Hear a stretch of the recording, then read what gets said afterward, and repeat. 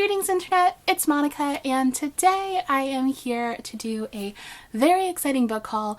I say very exciting because I haven't filmed a book haul in ages. I always feel like I upload and film a ton of book hauls, but then I look at my channel and I haven't uploaded one since July. So it's been a minute. I'm not gonna talk about all the books I've acquired from the last half of the year, because I think a lot of the books that I ended up getting, like Ninth House or Queen of Nothing, I've already talked about those books at length, so you probably don't need me discussing them yet again in a book haul to remind you that I own them.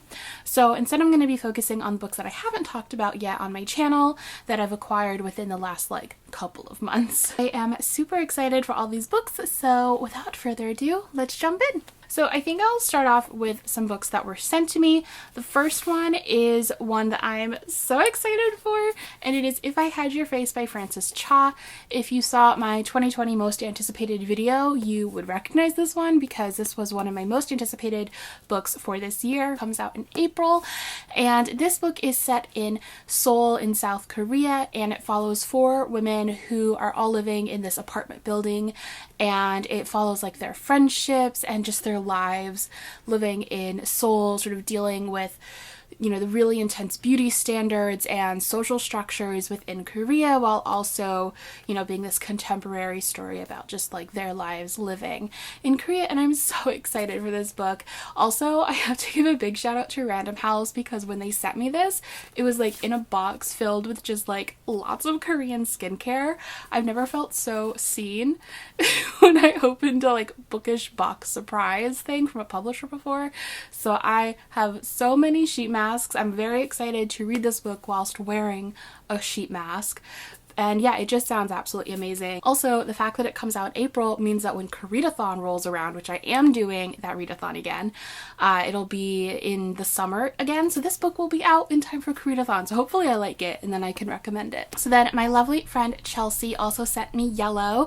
This is her poetry collection, and it explores a variety of different topics, including what it means to be a woman, what it means to be Asian, and I absolutely adore this book.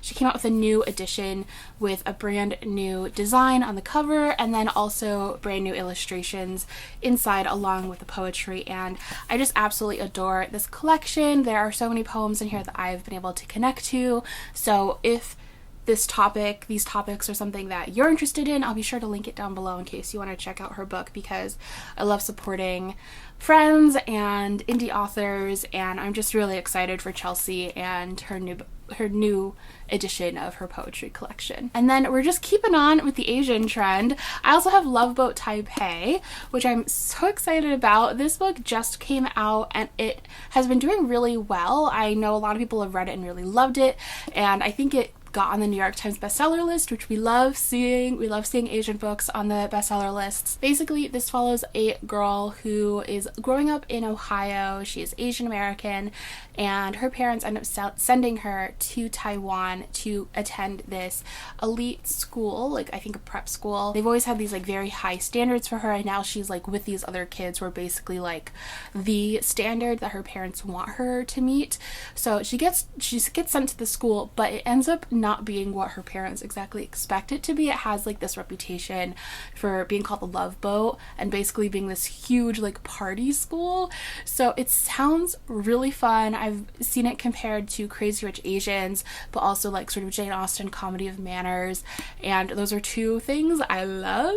So I'm really excited for this one. I think it sounds really fun and unlike anything that I've read before, again. And then I think this is my last Asian novel. I didn't realize I had so many in this book haul, which is awesome. But this is Anna K. This was also sent to me by a publisher. All of these were sent to me, the ones that I've talked about so far. I'll get into ones I purchased in a minute.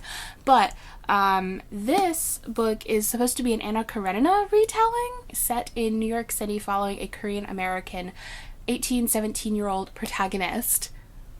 And that's all I really need to know. I've also seen it compared to Gossip Girl, Crazy Rich Asians. I feel anytime it's rich people who are Asian, every book is compared to Crazy Rich Asians. But the cover, first of all, is beautiful. love that. And then again, I'm just really fascinated by the fact that this is supposed to be an Anna Karenina retelling. Intrigued. It's also apparently in development as a TV series, so I'm really excited for that TV series. Like, regardless of if I even like this book, I feel like the TV series I will definitely be into. And yeah, I don't know, I'm intrigued, excited, all of the above. I was also sent When We Were Vikings by Andrew David MacDonald. I'm trying to do some research on this book because it basically has been compared to like The Curious Incident of the Dog in the Nighttime, Silver Linings Playbook. The main character has fetal alcohol syndrome, which is not something that I know really anything about, and I've been trying to find like an Own Voices review of it. I don't know the author's like history or background, so I've been trying to do research just like about the representation in this book, because it's gotten a lot of really good reviews, but then I've read a couple of reviews that have been like mentioned that they're not sure if the representation in this is good or not, and it might be problematic. So yeah, I want to do some more research about what this book is like. Basically this book follows Zelda, who's 21 years old, and she like is obsessed with Vikings. She finds them really fascinating, and it's about her and her brother, and they're just sort of having a lot of struggles in life, and it's about just sort of their journey. So I'm really intrigued, but I kind of want to know more. So if any of you have heard of this one, if you have any thoughts about this one, please let me know. I'm still doing my own research about it, but I'd love to hear from any of you who might have thoughts or opinions. I'd also love to hear about your thoughts and opinions about any of these books, to be honest. Then I got a copy of Wilder Girls by Rory Power. This book was given to me by my friend Emma because she had an extra copy. Honestly, when I heard the synopsis, I was like, that's probably not really my thing. But my friend Kaylee really loved this one, and honestly, whenever I take one of her recommendations, I'm never disappointed. So this is basically a sort of like a dystopian story. It's set on this island where kids are sent to have like these as quarantine because they have these horrible disease, and I think the story is sort of like a body horror story. I've seen Rory Power talk, and she talked about how a lot of this book is really just like the novel version of just like a scream. Like, it's just pure catharsis, and especially like with what it just is like to be a young girl, and that's what this book is really meant to be. So I'm interested in this purely for that reason, and also because my friend Kaylee really liked it, and I always trust her opinion on things. So, and also this cover is just remarkable, so I'm really excited to potentially pick this one up. I have seen it as being very polarizing, though. I feel like a lot of people really don't like it, and a lot of people really do like it, so we'll see. Then I bought the 7.5 Deaths of Evelyn Hardcastle by Stuart Turton. This is a mystery novel sort of in the style of Clue or Agatha Christie. I'm actually in the midst of reading my first Agatha Christie book right now, and I'm loving it. But anyways, this I picked up because I have just been in the mood for like Clue style stories. This was even before I saw Knives Out, but now that I've seen Knives Out, I am like even more wanting like these types of stories.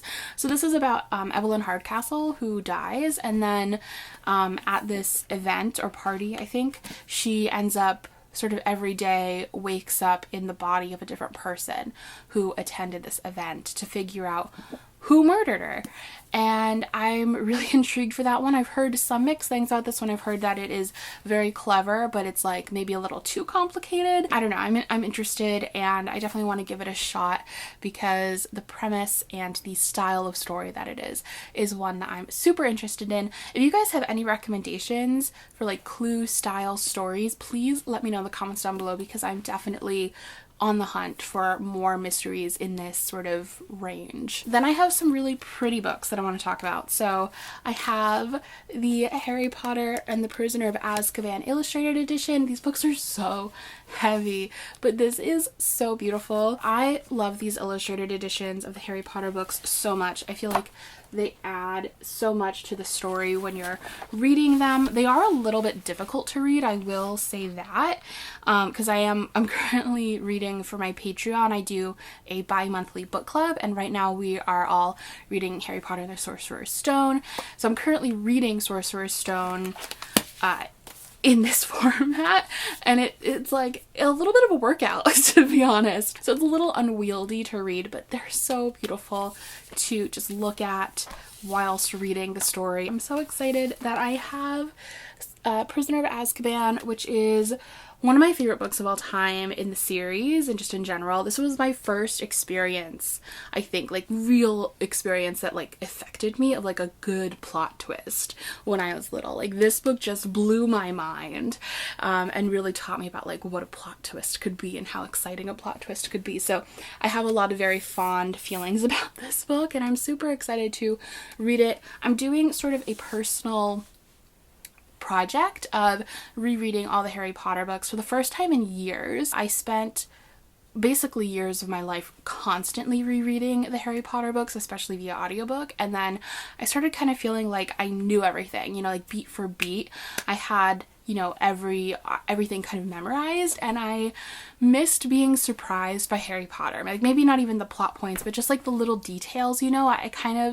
I wanted to have that feeling of rediscovering it. So I've spent the last 2 years not allowing myself to reread the series in its entirety. So I haven't done this in ages. I'm currently rereading it. It's also, over the course of these past few years, more and more I've become frustrated with J.K. Rowling as a person. So it's also interesting rereading the books from that perspective, just like, you know, being a bit more woke and recognizing a lot of the faults in her depictions of people.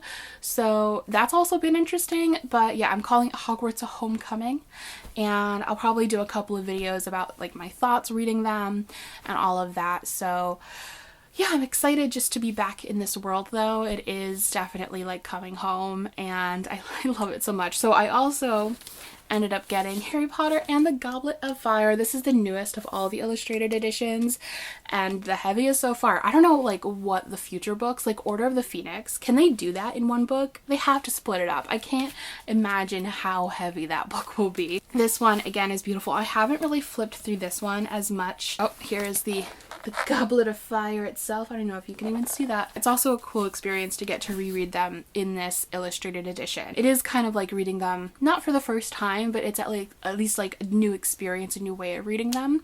So that's been nice. And then the last book I want to share is Miyazaki World by Susan Napier. I've been wanting to read this for ages. A Life in Art. It is basically a biography about Miyazaki, who I absolutely love. If you don't know, he is the creator of Studio Ghibli and the creator of some of my favorite films in the entire world. Also, side note, but Studio Ghibli films just got added to digital platforms, so you can finally purchase like Kiki's Delivery Service and Spirited Away on iTunes or Amazon. One day I'm just gonna cave and I'm just gonna buy all of them. Can't wait for that day. Gonna have a great movie day. But they're all available finally to buy digitally. So I'm really excited about that, and also just to read this book because again, I love Miyazaki and I think this will add, I don't know, I just find him really fascinating. I know that this isn't a wholly nice portrayal of him. I was reading reviews of it and people like talked about how in some ways they kind of wish that they hadn't read it because it doesn't always show him in the most positive light. But I think that, you know, people are fallible and no one's perfect and everyone has faults, and so I don't know, I'm just interested to learn more about this person who has had such a big effect on me growing up and today and just in the stories that I love. So really excited to own this. Also, it's absolutely beautiful, so can't fault it for that. So yeah, those are all the books that I have recently acquired over the past couple of months. I'd love to hear from you guys about which of these you're most excited about or interested in. If you've read any of these, let me know your thoughts. And also, if there are any books that you're really excited about that you've picked up recently, let me know in the comments down below. And I'll talk to you guys next time. Bye!